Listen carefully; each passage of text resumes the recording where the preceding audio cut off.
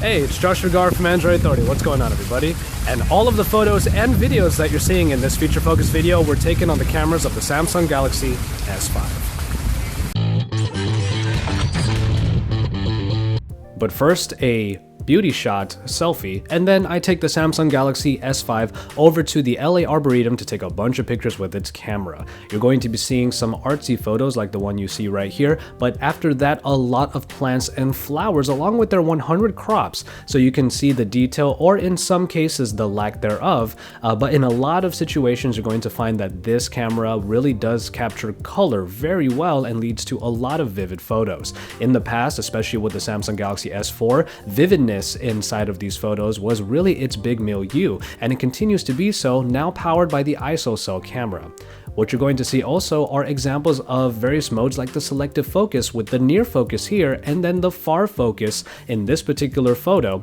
And then in the next photo, I played around with the subjects a little bit to have a bunch in the front, and then you see the palm tree in the middle, in the back, that is then put into focus. So you're going to see more examples of the selective focus in a bit.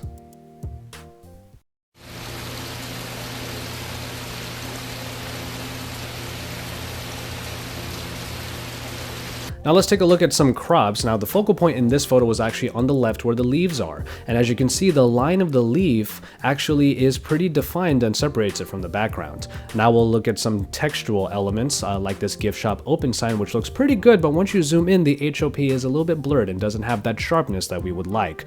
That sharpness, however, is found in this photo where we zoom into the actual sign itself and find that the text is rendered pretty well, probably because of the high contrast of the black and the white. And we see somewhere in the middle with this stop sign, the sharpness that we're looking for in the text, as the S here and the sign itself is separated pretty well from the background.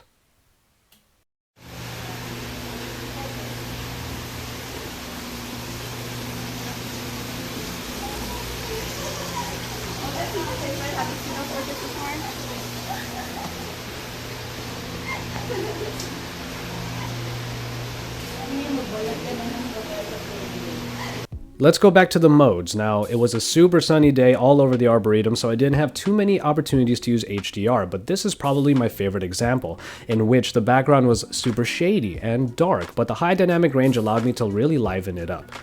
Now when it comes to selective focus, which I use quite a bit, I did want to get pan focuses in which the foreground and the background are in focus, but as the software tries to find the line to draw between the two, sometimes it leaves a bit of blur between the two particular areas. In this case, you can see that blur on top of the arm of this chair, and it leaves an interesting and kind of hit and miss type of effect. Here's my wrist in the foreground, and then when I try to make a pan focus here, that blur kind of makes my wrist look really fake.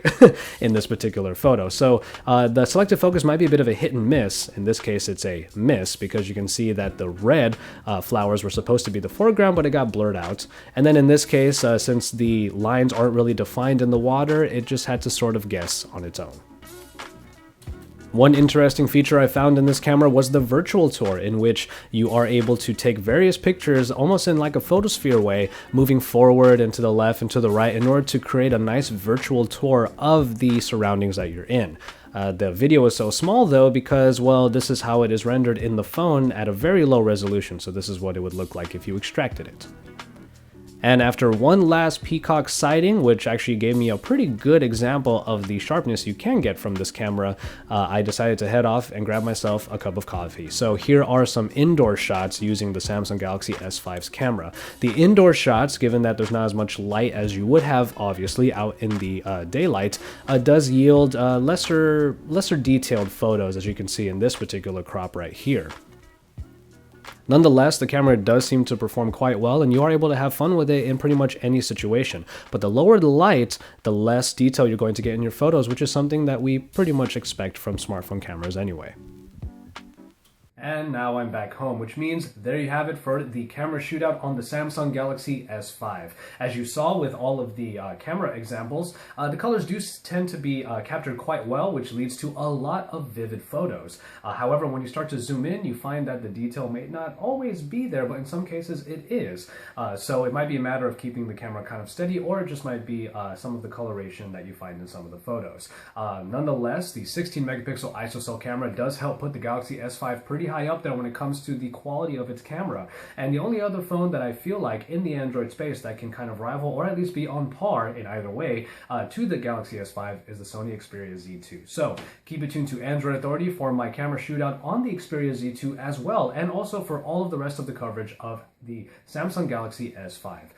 Stick around and drop us some likes on our videos because we love to see those thumbs up, and also subscribe to our channel if you haven't already. And then when you're done with all of that, head on over to AndroidAuthority.com because we are your source for all things Android.